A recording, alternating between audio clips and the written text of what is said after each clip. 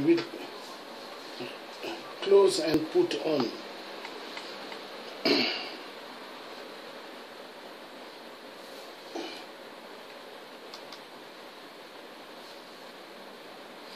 Bonsoir, donc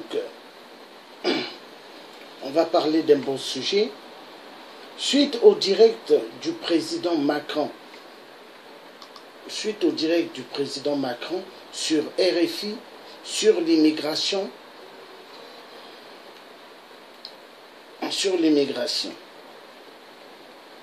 et pointe de doigt certains pays africains. Voilà. Donc moi, je vais répondre au président Emmanuel Macron, qui a pointé certains pays africains sur l'histoire de l'immigration. L'histoire de l'immigration, elle ne sort pas comme ça. Elle n'a pas apparu comme ça, monsieur le président Emmanuel Macron.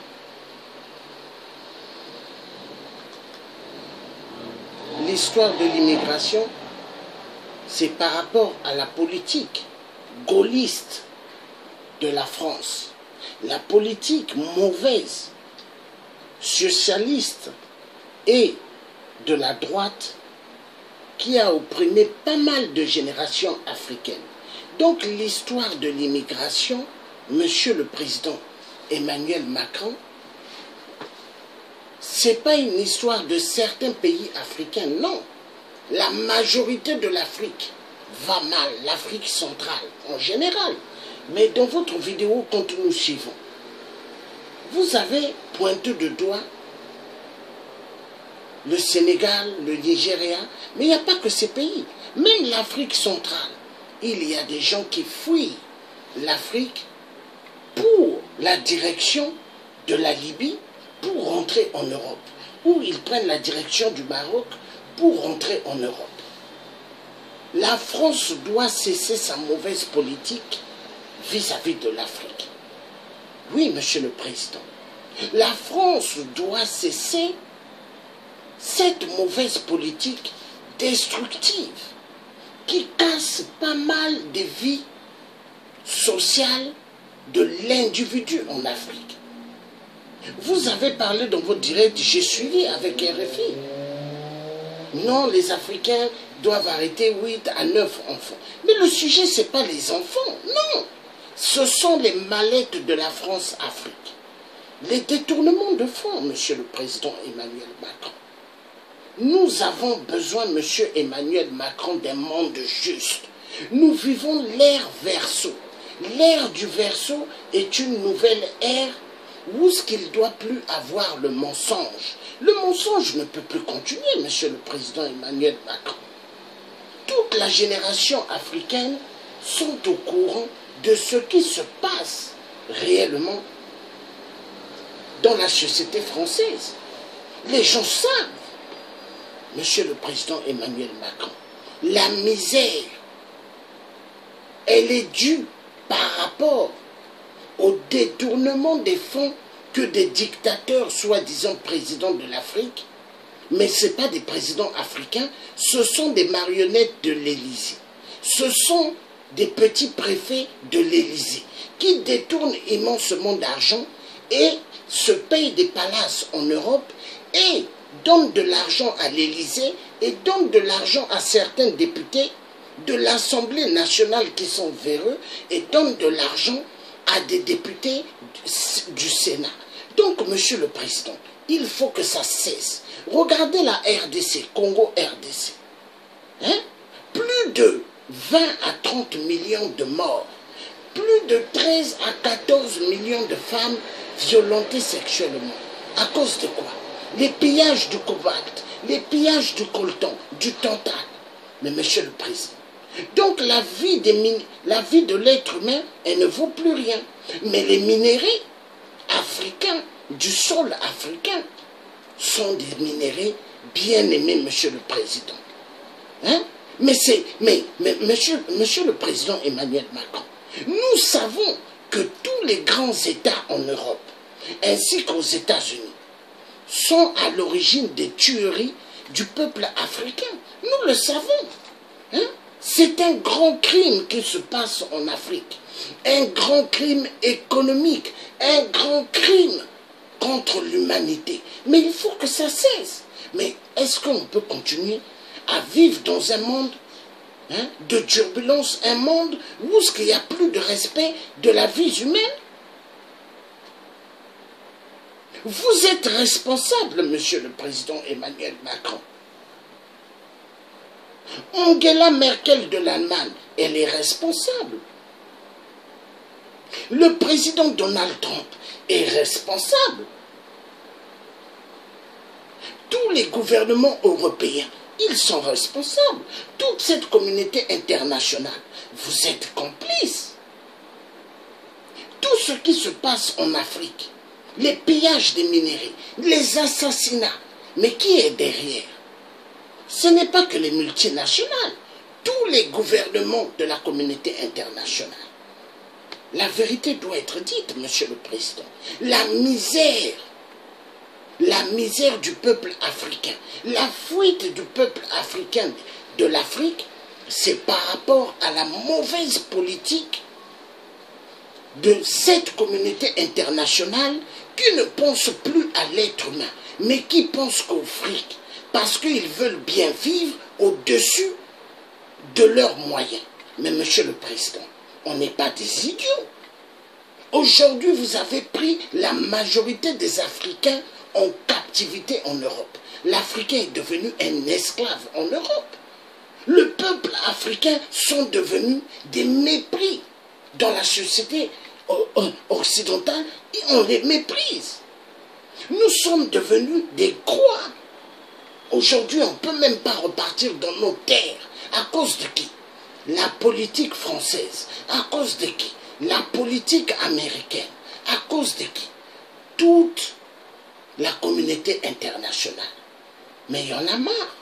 Donc, on va suivre votre vidéo et après, je reviendrai sur vous, Monsieur le Président Emmanuel Macron, et sur tous ceux qui dirigent le monde, là où ce qui nous amène dans une turbulence incroyable. Nous allons écouter votre vidéo. C'est très important. Parce que assez.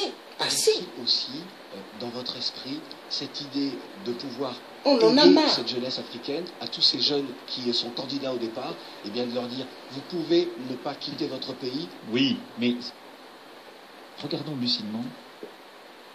Excusez-moi, je suis en train de chercher à bien placer cette vidéo, parce que c'est important. On ne peut plus continuer à mentir le peuple africain.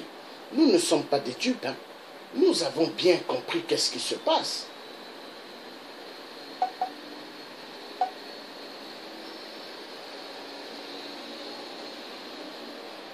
Y a-t-il aussi, dans votre esprit, cette idée de pouvoir aider cette jeunesse africaine, à tous ces jeunes qui sont candidats au départ, et bien de leur dire, vous pouvez ne pas quitter votre pays. Oui, mais regardons lucidement ce sujet des migrations.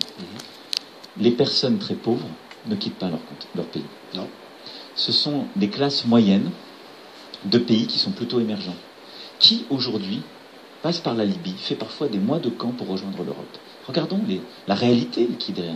Les pays de la Corne de l'Afrique qui sont en crise, ceux-là ont droit à la protection consulaire, on leur donne l'asile, de manière inconditionnelle.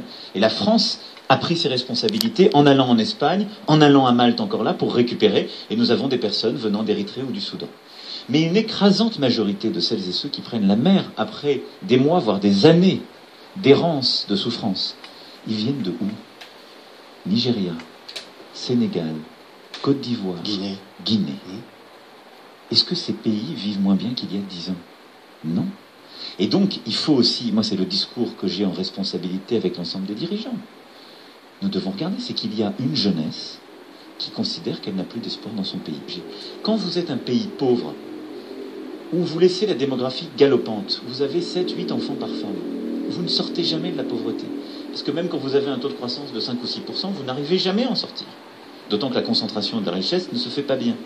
Et donc, avoir une politique de planning familial, avoir une politique d'éducation des jeunes filles, de lutte contre le mariage forcé, c'est la nécessité, c'est comme ça que l'Afrique deviendra un grand continent.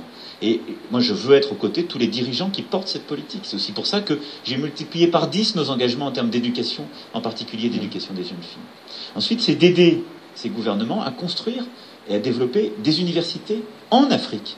Moi, je suis frappé à chaque fois que j'ai des jeunes partout en Afrique qui viennent vers moi et qui disent on veut des visas. J'en ai dit à plusieurs reprises, mais vouloir un visa, c'est pas un projet de vie. Voilà.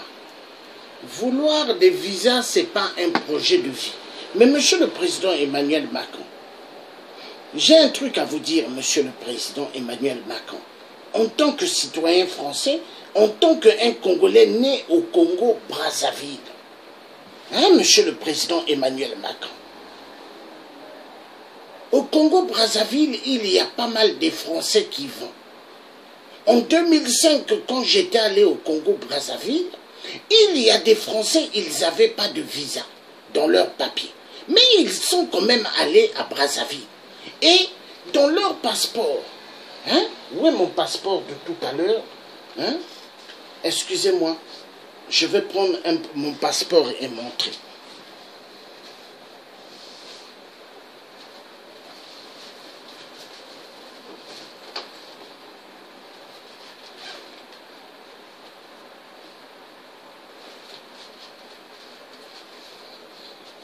Et donc, en Afrique, j'ai vu, dès qu'on commençait à descendre de l'avion, des Français ont pris des billets 40 000 à 50 000, hein, ils ont mis au milieu du passeport.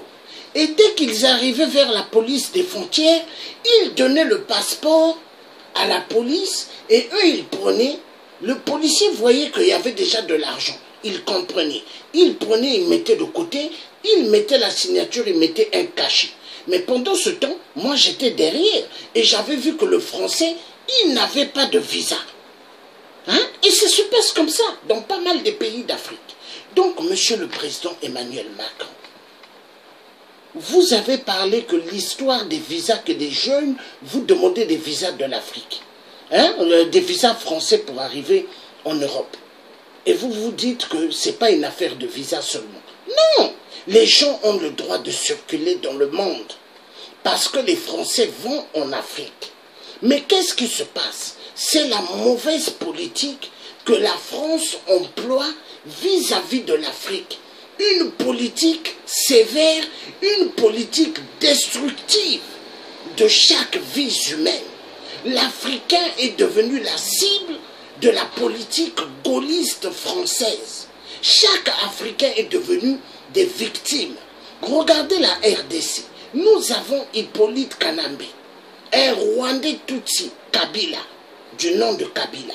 Mais il n'est pas le fils de Laurent Désiré Kabila, le Congolais assassiné par la communauté internationale.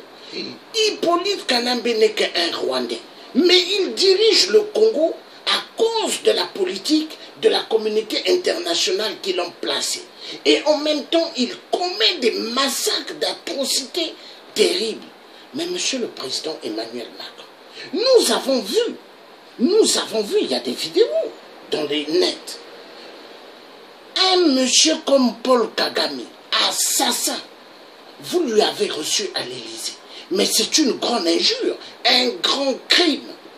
Mais monsieur le président Emmanuel Macron, cet homme a tué immensement au Rwanda avec des machettes. Cet homme est allé en RDC, il a commis des atrocités terribles. Mais monsieur le président, aujourd'hui vous osez parler dans RFI et parler de l'immigration comme si c'était que ceux qui venaient, ce sont des gens, vous avez dit, attendez, que ce n'est pas des pauvres. Vous avez dit que c'est des classes moyennes. Mais, monsieur le président, grandement fou, ceux qui viennent dans les directions de la Libye, ce n'est pas des gens des classes moyennes qui ont des moyens en Afrique, non. Les parents même vendent des terrains, des parcelles et donnent de l'argent à ces enfants-là pour qu'ils viennent en Europe. Hein? Ils passent par la Libye pour donner un peu d'argent ou puis le reste, ils vont essayer de survivre quand ils vont arriver en Europe. Mais monsieur le président Emmanuel Macron, la politique française toute la politique de la communauté internationale est complice, hein, de l'affaire des migrants. Tous, ils sont derrière parce qu'ils aiment cela. Ils aiment cela. Derrière, ils se font beaucoup d'argent. Mais c'est un grand business. Il y a les trafics d'organes, il y a tout dedans, Monsieur le Président Emmanuel Macron. Hein? La vérité doit être dite. Aujourd'hui, nous vivons dans un monde, il faut qu'il y ait le respect de la vie humaine. L'être humain d'abord, mais il n'y a plus de respect. L'être humain aujourd'hui, on tue, on viole, on prend l'être humain comme s'il ne valait absolument rien. Mais on le fait à l'être humain noir, hein, pas à l'être humain blanc. Mais il y a un problème, Monsieur le Président Emmanuel Macron. Il y a un problème. Nous allons suivre, parce que moi j'aime bien montrer des vidéos, ce sont des preuves. Hein, Monsieur le Président Emmanuel Macron? Parce qu'il y en a marre, hein? On ne peut plus continuer comme ça, Monsieur le Président. Hein? Toute l'Afrique va mal. Les Africains souffrent, on tue. Hein? Tout le temps, il n'y a que des problèmes. Mais c'est quelle vie ça, Monsieur le Président? C'est quelle vie? L'Africain a fait quoi? L'Africain fait que subir. Il fait que subir. Mais c'est quoi? Non, il y en a marre. Il y en a marre, Monsieur le Président. Il y en a marre.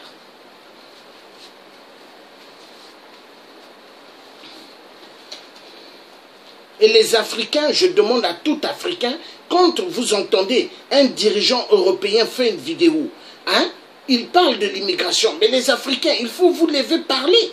Ça concerne tous les Africains. Mais pourquoi les Africains se taisent? Mais qu'est-ce qui ne va pas? Qu'est-ce qui ne va pas? Non. Je vais vous montrer la vidéo sur Paul Kagame. Hein? J'en ai marre.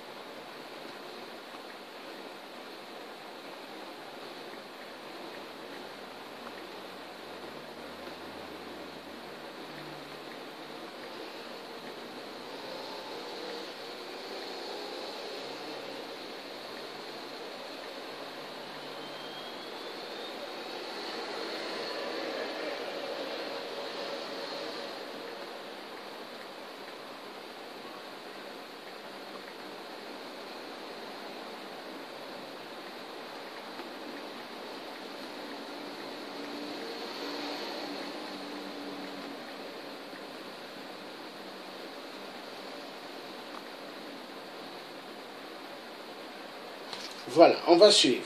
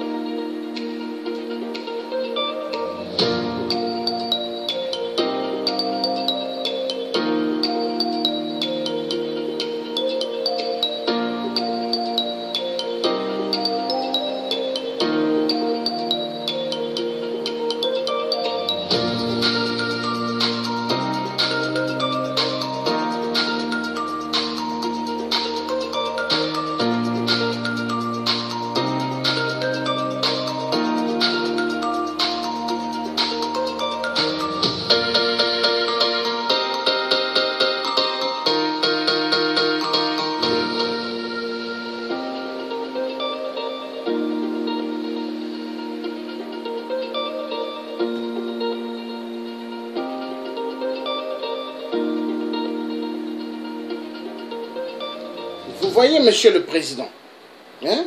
Est-ce que vous avez vu, Monsieur le Président Emmanuel Macron? Donc, le monde que nous vivons, l'être humain africain, il ne vaut plus absolument à rien. Aujourd'hui, c'est le matériel. C'est le fric qui compte. Mais monsieur le président Emmanuel Macron, dans quel monde nous vivons? Est-ce que c'est ça le monde juste? Est-ce que c'est ça le monde de droits de l'homme? Est-ce que c'est ça le monde du respect de la vie humaine? C'est le monde du fric. C'est le monde de tuer les êtres humains et de vendre des armes. Et c'est le monde de permettre aux dictateurs de massacrer de plus en plus le peuple. Mais monsieur le président, les peuples en ont marre. Il y a trop de gens qui sont morts. Trop de gens qui tombent en Afrique, monsieur le président Emmanuel Macron, à cause de la mauvaise politique française. Chez moi, au Congo-Brazzaville, Sassou a tué immensement aux poules. Plus des centaines et des centaines de millions de morts. Sassou a fait venir les Rwandais Tutsis, la famille de Paul Kagame, que vous avez reçu grandement en pompe à l'Élysée. Mais Paul Kagame, c'est un tueur et tapis rouge. Et bien reçu. Hein? Non, mais monsieur le président, mais c'est une honte pour la France. Et pourquoi avoir laissé les Rwandais Tutsis qu'on puisse les massacrer? Mais ça fait mal. Ça fait mal, monsieur le président. À l'époque, il fallait que la France prenne ses responsabilités pour stopper les massacres des génocides. Mais vous n'avez pas voulu faire cela. Le gouvernement français, à l'époque, l'ancien gouvernement, on laissé qu'on tue des Rwandais, les Rwandais Hutus. Et ce qui a fait que d'autres Rwandais Hutus ont fui à Kinshasa. Hein? Et les Nations Unies ont demandé au maréchal Mobutu de les recevoir. Mais aujourd'hui, regardez ce qui se passe au Congo RDC. Des massacres, des milliers de Congolais qui sont massacrés, violés. Des enfants congolais qu'on coupe avec des machettes. Mais à cause de qui? La politique française. Une politique mauvaise. La politique belge. Une politique mauvaise. Mais tout ce qui se passe, monsieur le président, en Afrique, c'est la mauvaise politique de la France. La mauvaise politique de toute la communauté internationale du sang. Parce qu'ils aiment le sang humain, ils aiment voir le sang africain en train de couler.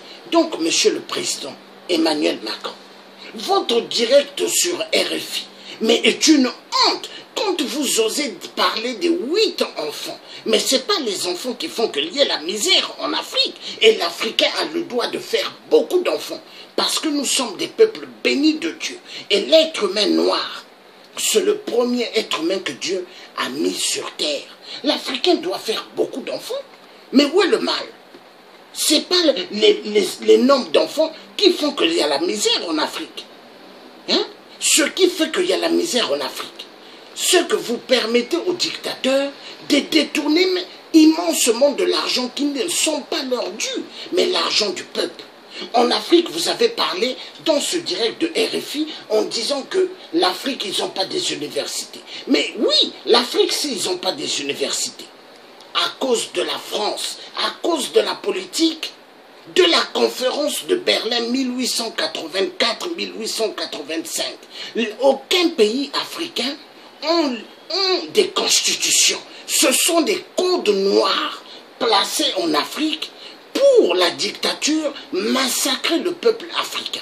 Quand nous regardons Sassou Nguesso, franc-maçon, Sassou Nguesso, le chef de tous les francs-maçons en Afrique, il y a problème. Aujourd'hui, nous sommes dirigés par des francs-maçons en Afrique. Et ces sectes-là n'existaient pas à l'époque de nos parents. Hein? La franc-maçonnerie, les Illuminati. Mais c'est ce qui tue l'Afrique. C'est ce qui tue l'Afrique. Et on ne peut pas obliger à des Africains de rentrer dans ces sectes-là. Mais ceux qui rentrent dedans, parce qu'ils veulent être les marionnettes de l'Élysée, les marionnettes de toute la communauté internationale. Il y en a marre. Est-ce que Sassou a gagné aux élections? Répondez-moi, monsieur le président. Emmanuel Macron. Est-ce que Sassou a gagné aux élections? Répondez-moi. Hein? Est-ce que Sassou a gagné aux élections? Il n'a pas gagné. Il n'a pas gagné. Donc, monsieur le président Emmanuel Macron, c'est une honte la politique française.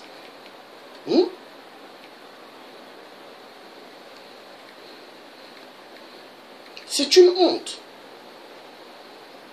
On va voir maintenant Sassou Nguesso, comment vous l'avez reçu à l'Élysée. Mais ça fait hébergement mal, Monsieur le Président. Hein? Ça fait mal. Ça fait mal. Hein?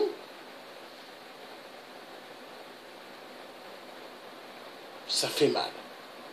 Comment on peut vivre comme ça?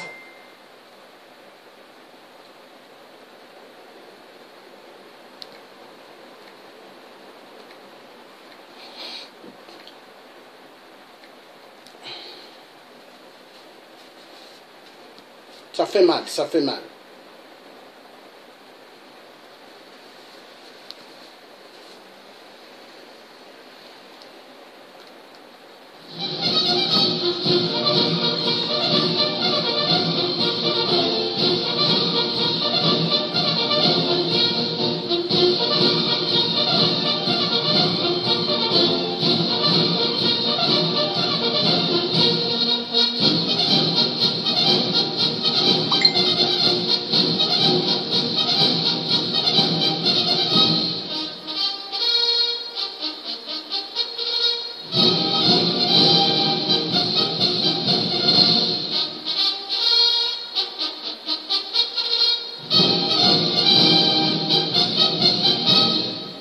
Voilà.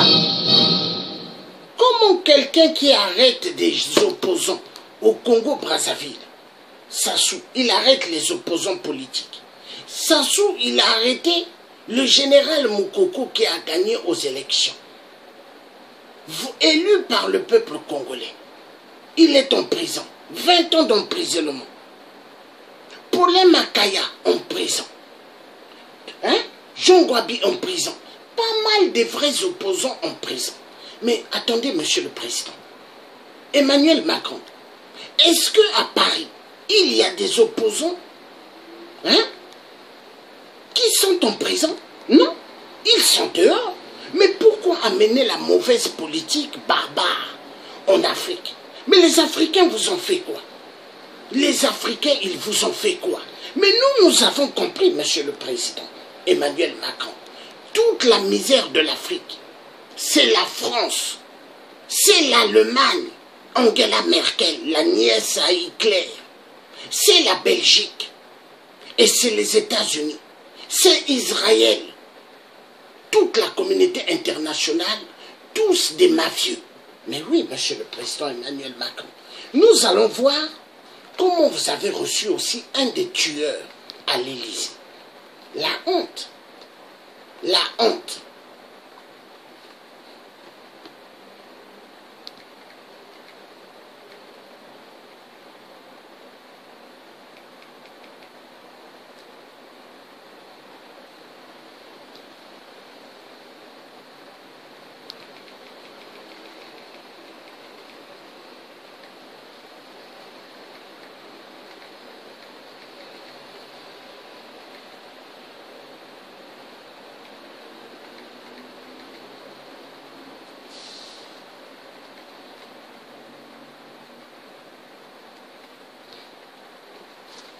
On va voir comment vous l'avez reçu.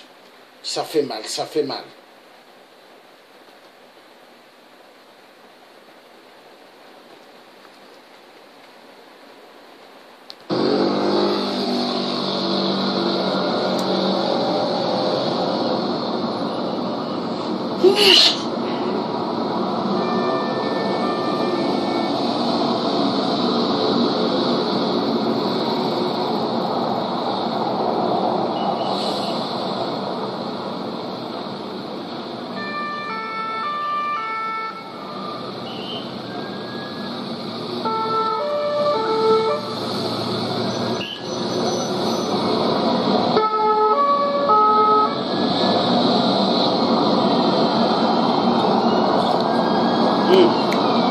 Hey, Toto.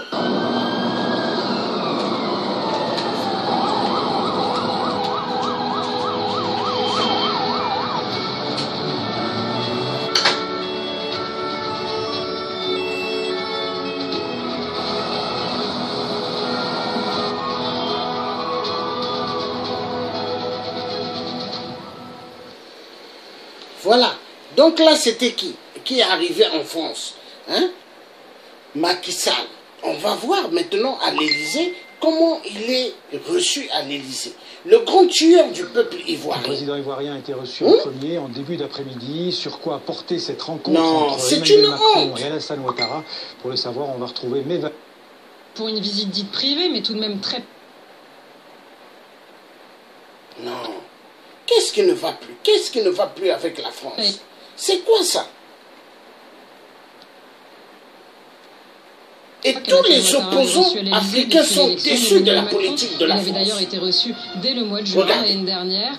Cette visite s'inscrit toutefois dans le cadre du suivi de la tournée africaine du président français à l'automne dernier et du sommet Union africaine-Union européenne qui s'était tenu à Abidjan. Les discussions aujourd'hui ont essentiellement porté sur l'éducation et la réforme de l'armée pour permettre une meilleure collaboration dans la lutte contre le terrorisme qui menace la région. Mais il a aussi été question du métro d'Abidjan, un projet phare pour la Côte d'Ivoire et important pour la France qui le finance en partie et maintes fois reporté.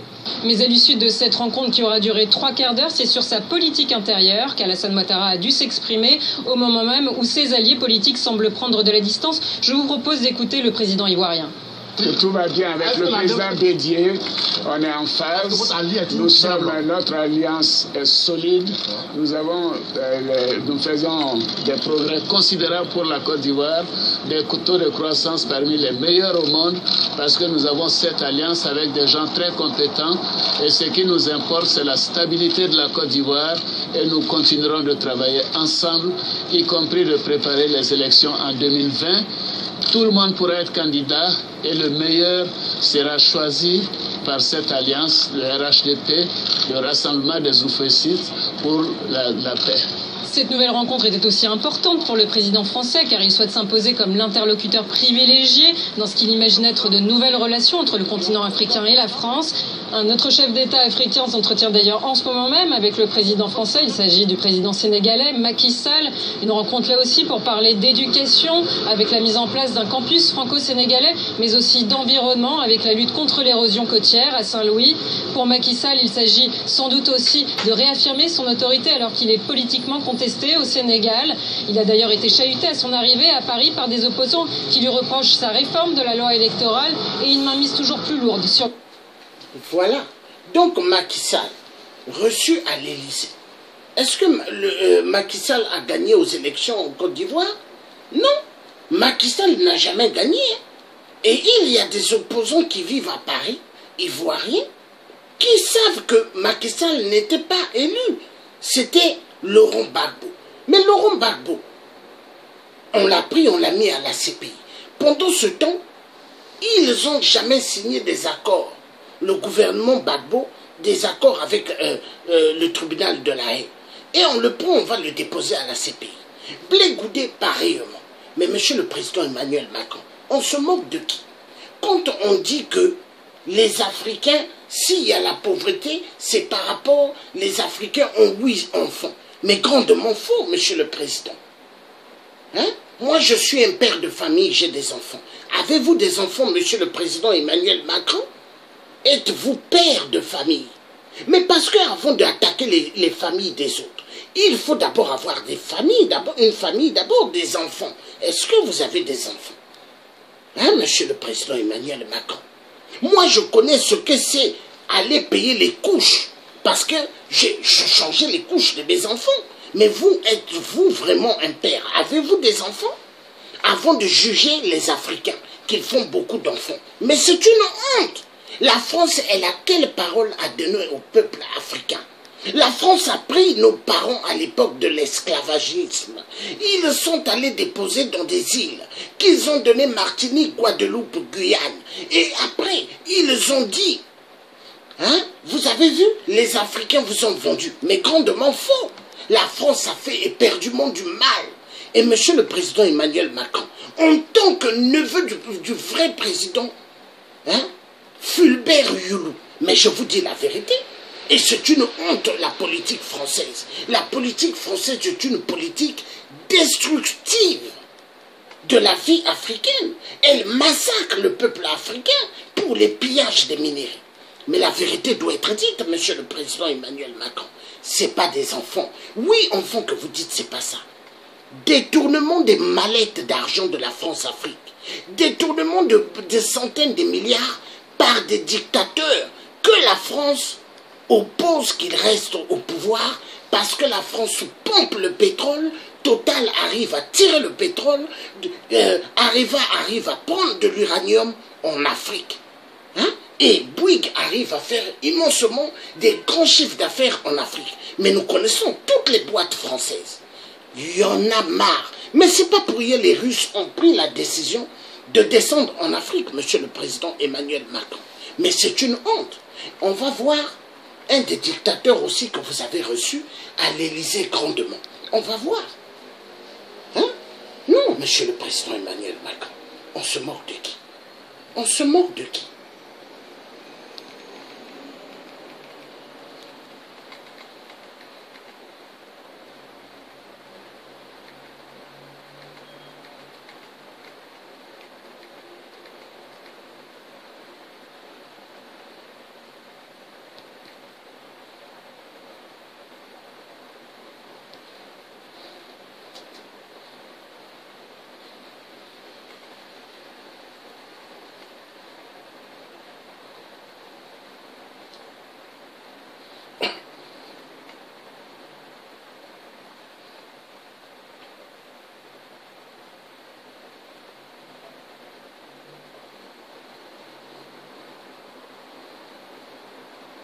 Non.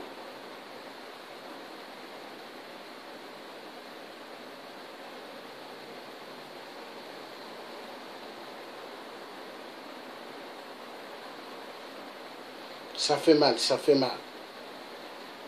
Il faut que la France arrête sa politique vis-à-vis une politique destructive en Afrique. Tuer les Africains. Non. C'est méchant. Hein?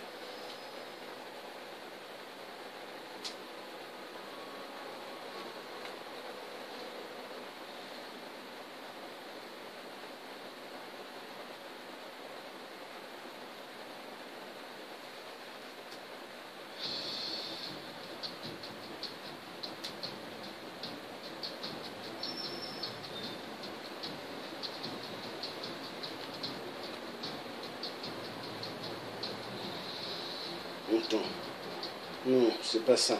Moi, c'est...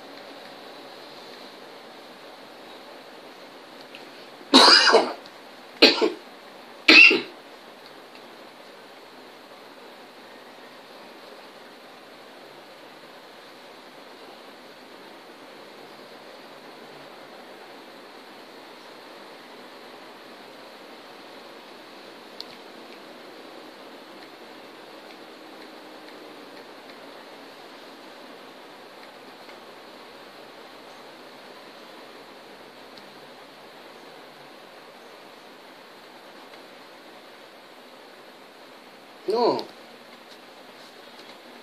Ça fait mal.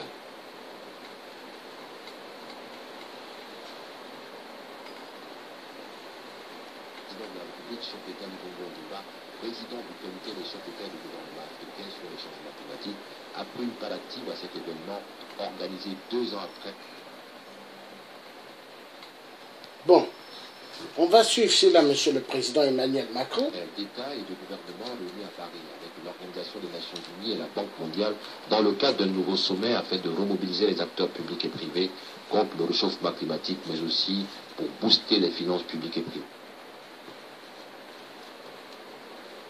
Voilà.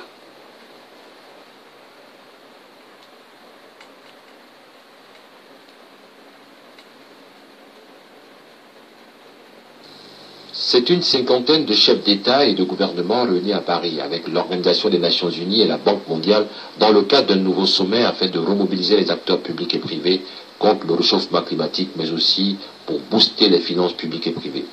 Invité par son homologue français Emmanuel Macron, le président de la République, chef d'État Ali Bongo Ondimba, président du comité des chefs d'État et de gouvernement africains sur les changements climatiques, a pris une part active à cet événement organisé 2 ans après l'accord de Paris et l'engagement de tous les pays à maintenir le réchauffement climatique en deçà des 2 degrés Celsius.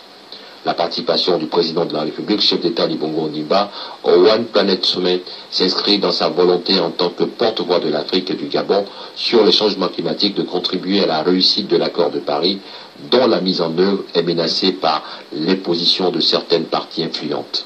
À l'occasion de ce grand rendez-vous, le président de la République, chef d'État Ali Bongo Ondimba, a invité les différentes parties à respecter leur engagement concernant le financement du Fonds vert, dont l'objectif est de permettre aux pays en voie de développement de mettre en place des mécanismes d'adaptation.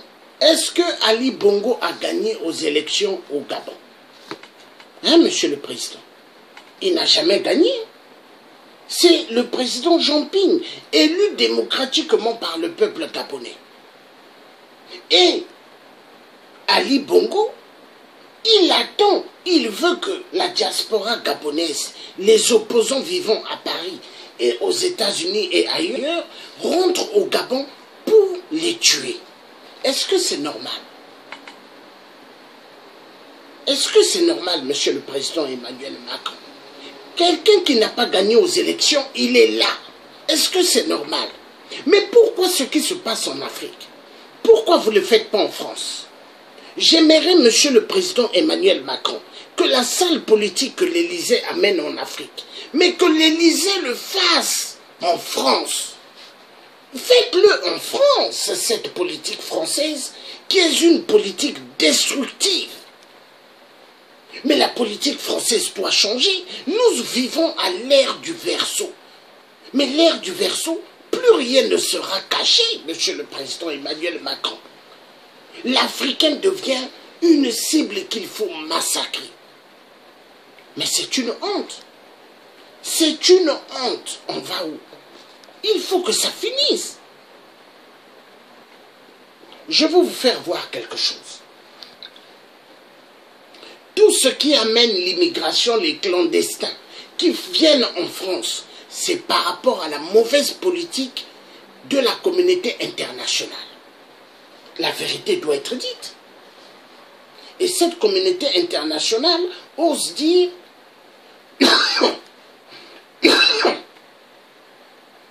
que ce sont les multinationales, grandement fous. C'est les hommes politiques. Les multinationales sont devant, les hommes politiques se cachent derrière les multinationales. La vérité doit être dite.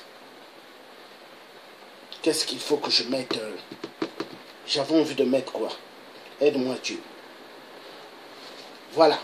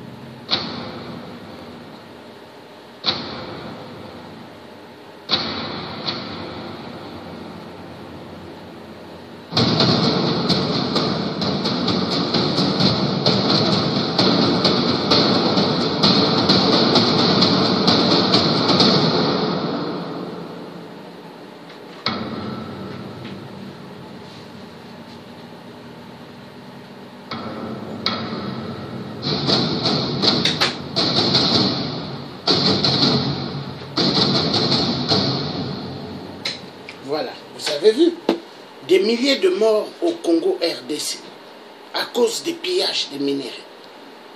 Hein, monsieur le président Emmanuel Macron? Maintenant, on va suivre quelque chose. Hein?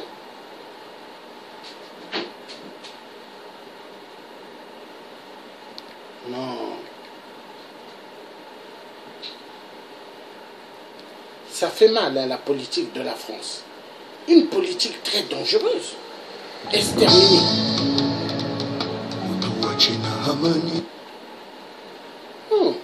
À quoi se sert de faire des crimes? As-tu vraiment une âme? As-tu vraiment une âme?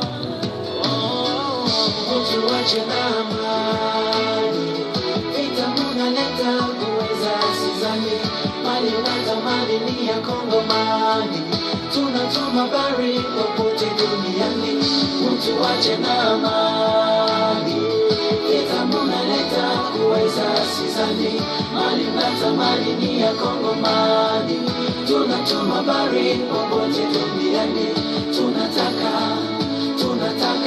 oh amani.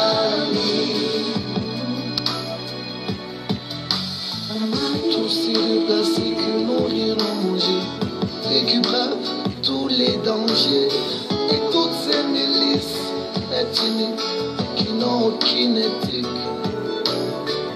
prêtes à sacrifier la terre de nos aïeux pour les enterrer terre à terre. C'est que les politiques n'ont pas fait leur devoir de protéger et de promouvoir.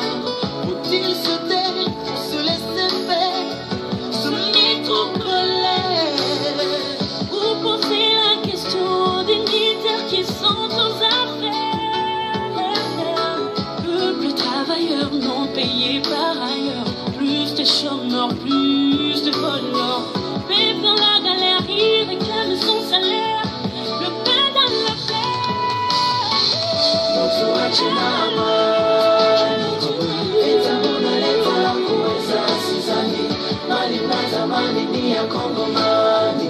Tunatuma habari popote duniani, mtu ache na amani. Etamuna kuweza sizani, mali natamani ni ya Kongomani. Tunatuma habari popote duniani, mtu ache na amani. Working people no pay all the wife. My people in the garden, no please. We want peace and a job, my business. Will you do my brains? I don't want to ask you if you wanna give something, give me the peace first. Ça vous dit rien, tous ces hommes assassinés et tous leurs biens, leurs abris calcinés. Ça vous dit rien, toutes ces femmes qu'on a violées, tant de groupes armés, tous ces gosses qu'on a enrôlés. Mais face à tout ça, vous restez indifférents. Effacez tout ça, soyez indulgents.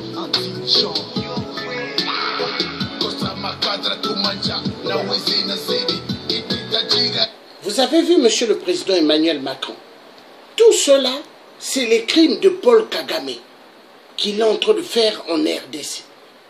Tuer des Congolais. Et il tue les Congolais immensément. Pourquoi? Je vais vous montrer. Je vais vous faire voir, monsieur le président Emmanuel Macron. Les pillages des minéraux. Les pillages des minéraux. Je vais vous montrer. Mais c'est une honte, la politique française. La politique de la communauté internationale du sang. C'est une honte. Et cette politique encourage les dictateurs de tuer le peuple africain. Mais voilà pourquoi les Africains fuient l'Afrique pour venir en Europe. Et quand ils viennent, les clandestins, les migrants, vous dites, hein, non, il faut qu'ils rentrent chez eux. Mais ils vont rentrer comment? Hein?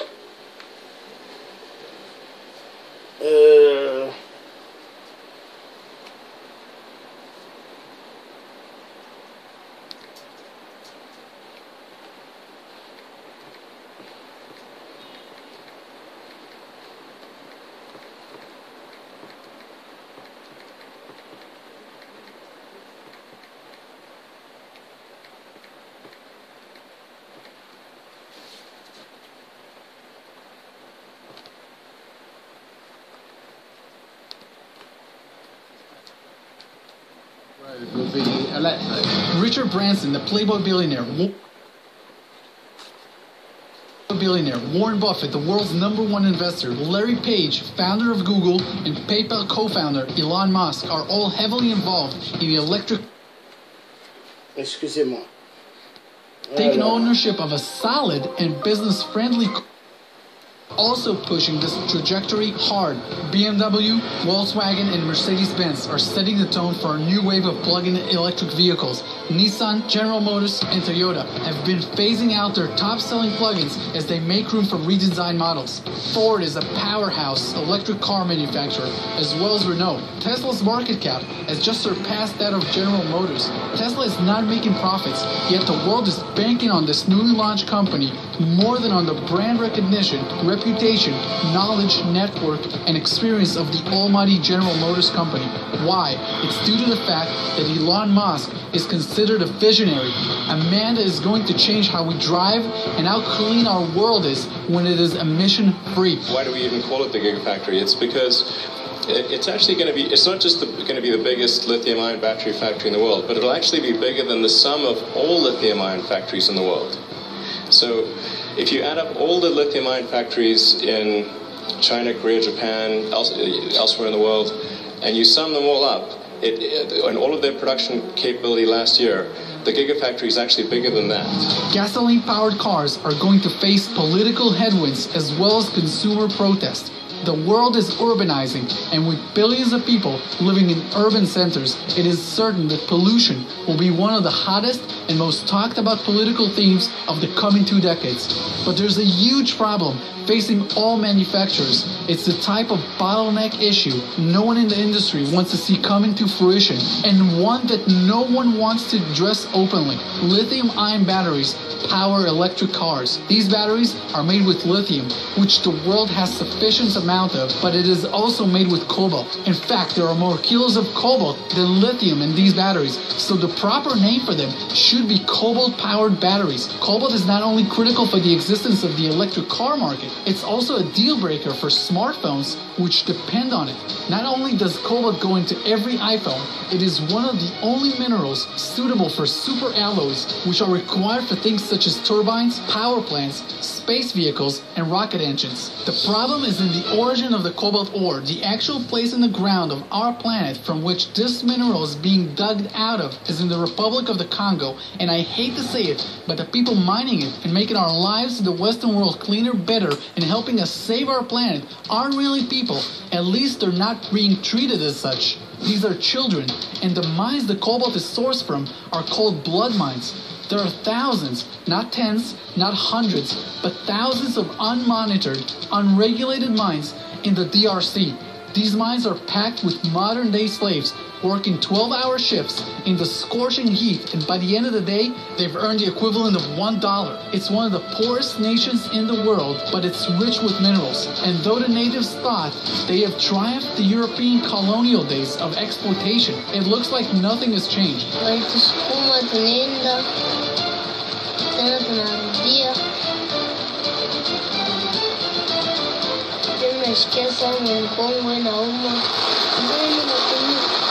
You see the thing you have, this thing, it's because the shit when they work for that. Much of the work is done manually with primitive tools and hazardous conditions. No matter what the weather conditions are, the race for cobalt continues around the clock. It's an army of children at the heart of the cobalt industry. And the laptop you're watching this on, the smartphone you'll be sharing this with, and the electric car you were anticipating to purchase will all have the sweat and tears of these children. Now, the tunnels in these mines collapse often, but there is no safety equipment, and the cobalt is sorted from the dirt by hand, making the children breathe in the fumes without any masks or gloves, which causes lung problems. Multinational corporations, of course, are denying these allegations, claiming they can't trace the source of the ore because there are too many middlemen.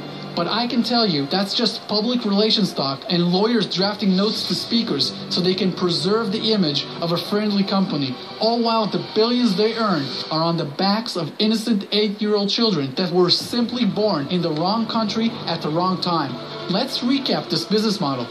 Western and Chinese companies go into poor villages negotiate with heads of their community by offering a fat bribe, and the riches of the ground are exported to our laptops, smartphones, and electric cars, while the people finding them for us remain poor, often not eating for over 20 hours, their village polluted by the mine, their water system contaminated with toxic minerals, and they are left with nothing to show for all their hard work. No roads are built, no schools are constructed, no hospitals are donated. The miners get their bottom line profits and decimate the locals' way of life. The Congo can be as rich as Saudi Arabia, yet babies are dying of malaria daily because entire villages are being moved to clear the way for mining, and the new locations sit on contaminated land. Experts that I've spoken with say that 30 to 60% of Congo's cobalt is in these blood mines, but that there are legitimate projects as well. In fact, more and more companies are realizing the unsustainability of blood mining and child labor and are positioning themselves as clean players in the market. This is setting the example, and when international organizations pound the legal table on these illicit miners, the legitimate companies are set to benefit immensely from being ethical.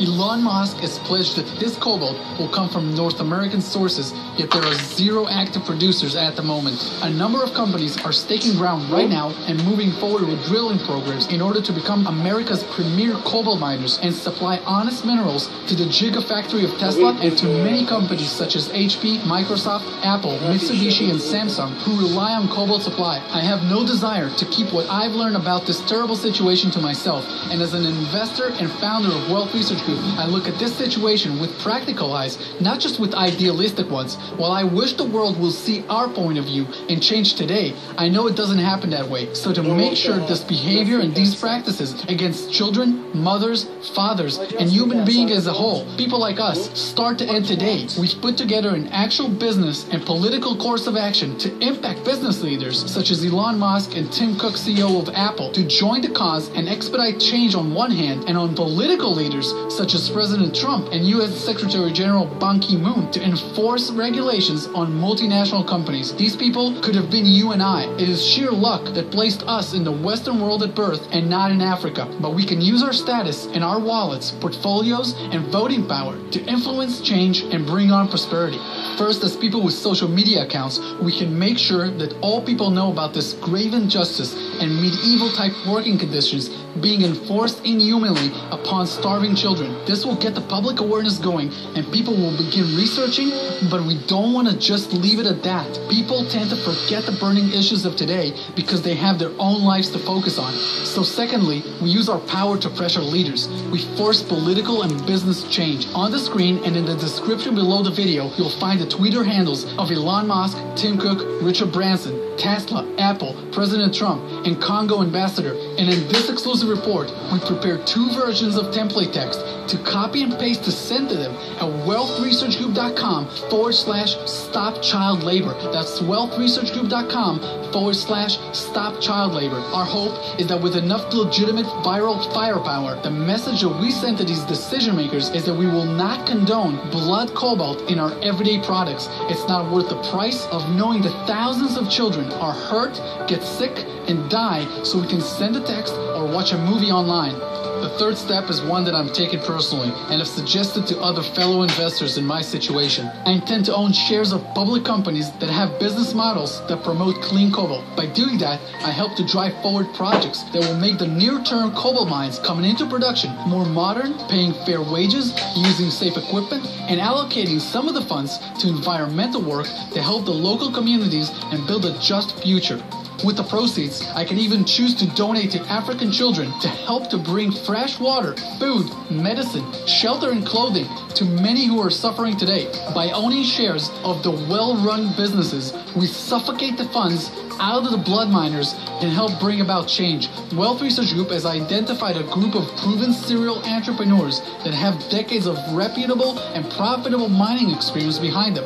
And their business plan includes building a mine in a cobalt-rich historical area of Canada, as well as entering the Congo and taking ownership of a solid and business-friendly cobalt asset with no child labor at all. When we dug through the cobalt mining industry, we uncovered 2 astounding facts. 1. Cobalt is mostly a byproduct of nickel.